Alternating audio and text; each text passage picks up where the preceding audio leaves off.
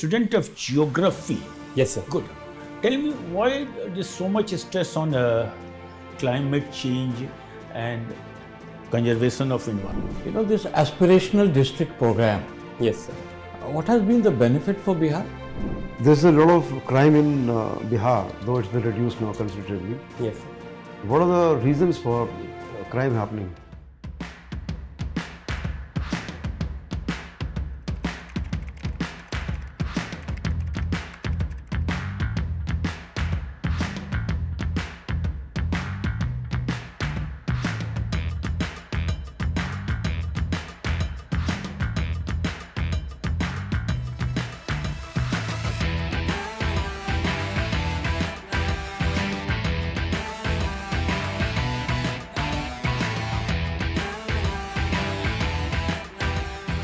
Come in, sir. Yeah, come in, Anshuman.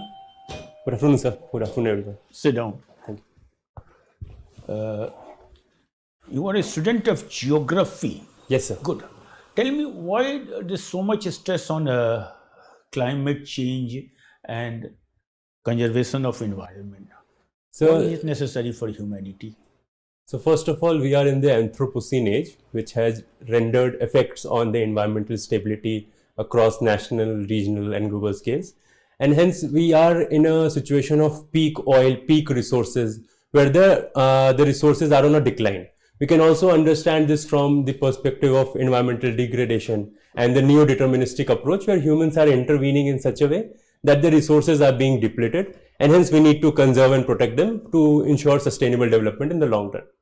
There was a conference in, say, I think Brazil, COP30. Yes, sir. What was its purpose and what was its outcome? Any useful outcome? Sir, as far as I can recall, the idea was to have a structured measure for the essential utilization of fossil fuel resources. But at the same time, at the backdrop, we also have several geopolitical affairs like the Russia-Ukraine war, which has in a way de-effected what the purpose of the meeting was. So the outcome for the meeting would have been to have a planned framework to go about environmental conservation in the long run.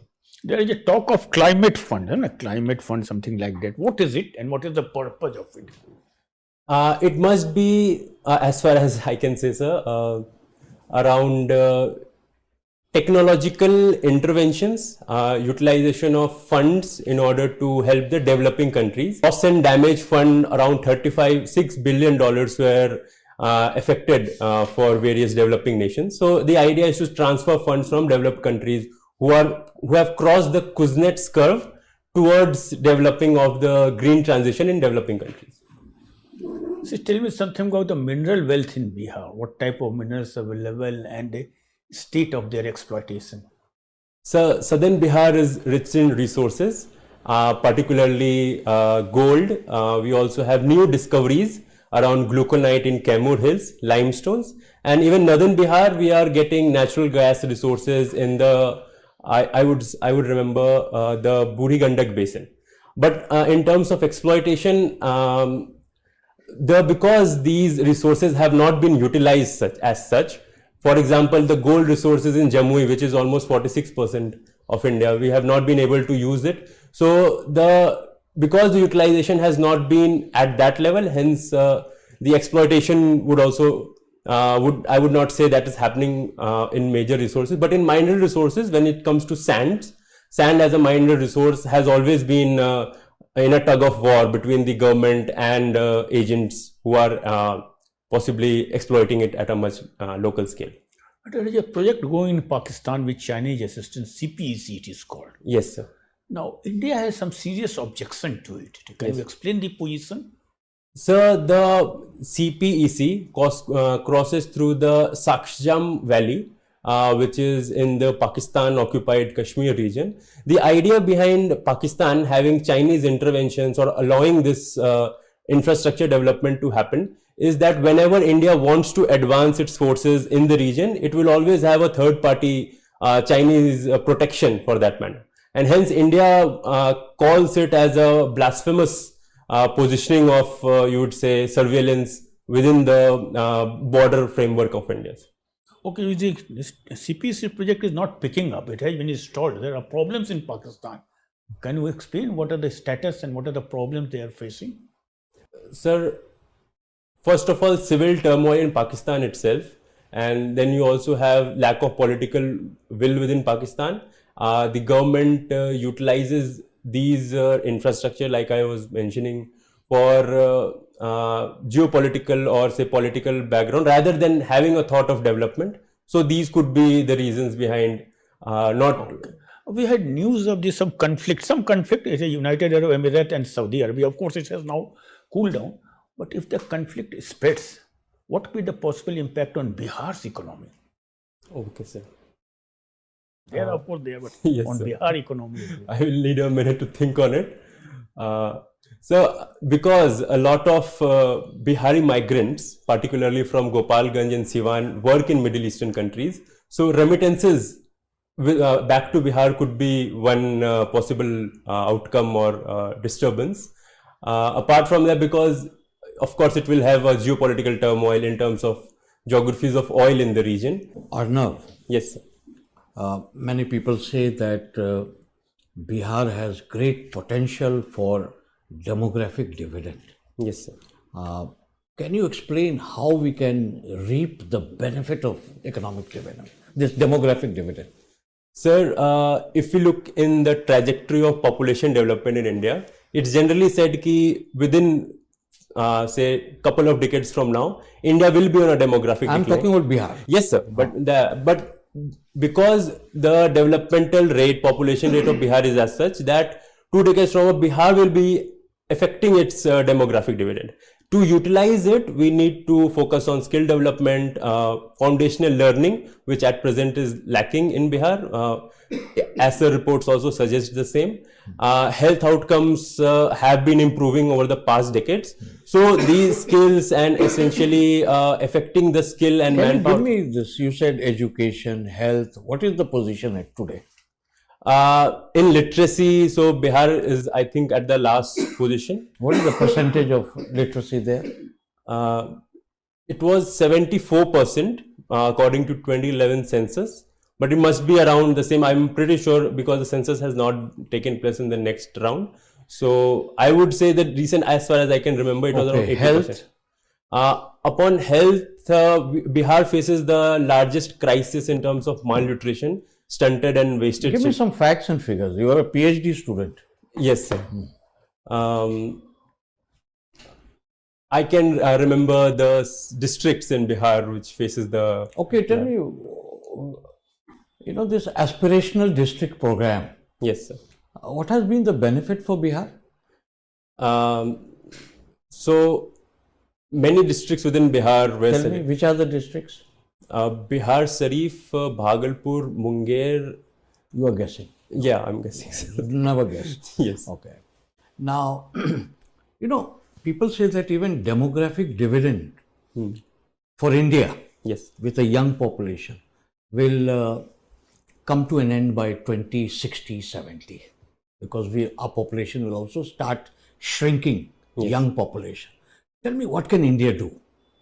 The same measures that we were talking about Bihar at present, focusing again on reskilling, adult literacy. But by that time, your young population will go down. Yes, sir. So, what can Bihar do? I mean, what can India do? Focusing on geriatric healthcare. Is there any positive hope for India? Definitely, sir. Why? Like we see, first of all, the positive hope could be from Bihar itself because. No, forget Bihar. I'm talking about India now. Yes.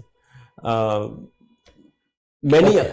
Now, let's move to last question I'll ask you. Yes. Tell me about sports hub being created in Bihar.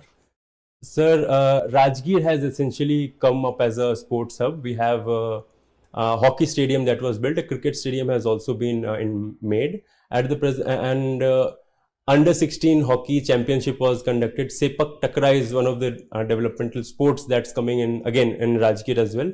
And Bihar has also effected programs that every district has one coaching center for any one of the sports.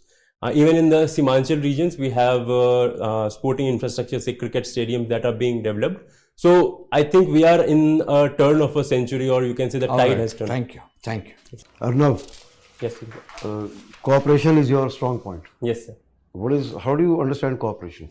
So at present, like so for me, cooperation would be no man should be left behind, no person should be left behind in terms of any work that you are doing.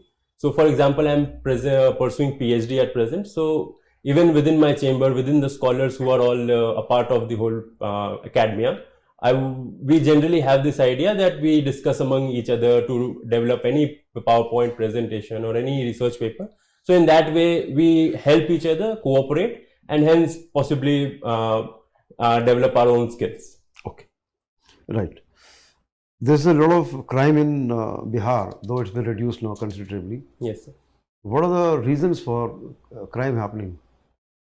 First of all, literacy could be one issue.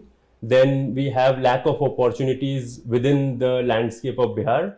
And because we are in terms of civil turmoil also we can affect because we have some say migration issues, a lot of refugee crisis could also be another reason. Sir. Refugee means? Not refugee, sorry sir, I might have possibly used that word wrong. No, but migration, how are you relating migration with that? The crime. Yeah. How is crime related to migration? So generally when people do not have economic opportunities, they tend to linger upon activities which you can say can tend towards crime. So that is poverty or uneducation? Yeah, okay. But because we have seen influx of say international migration in that manner within the porous borders of Bangladesh and West Bengal, that is an outcome you can say that is how it is affecting. Okay. And what about law and order situation? Law and order situation has improved. We see how can it be strengthened, improved further? This is something that I read in Dr. Abhayanand's book. I'm forgetting the name of the book, sir. So he tended to work on a broken windows approach.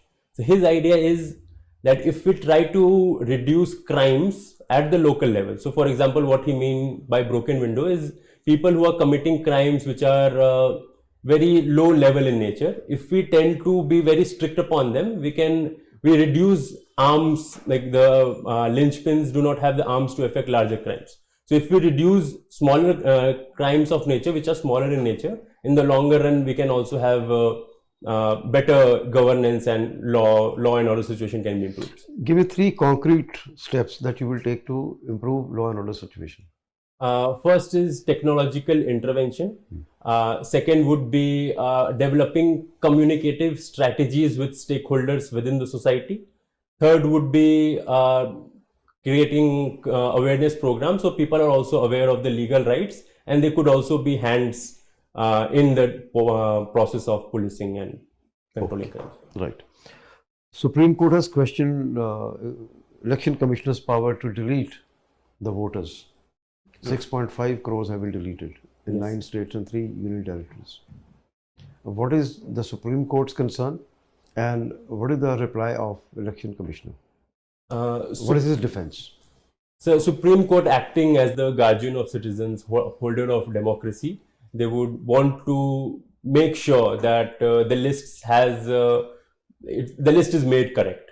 Election Commission renders the idea that because we need to update the rolls very regularly and many a times we have migrants, we have people who have passed away, so then lists needs to be revised. But the problem lies with, I would say, a better technological intervention only, where we can possibly look at grievances of, say, people who are missed out. If they are applying this or they are saying that, okay, this is the problem, it can be resolved further. So what is the reply or the defense of the Election Commissioner? I cannot... On the issue raised by the Supreme Court. So as far as I can recall, it was the requirement to update the electoral rolls. No, about denying citizenship. Sir, I'm not sure about this. Okay, what is... okay, fine, thank you. Anshuman, your interview is over. Thank you. You can go. Thank you.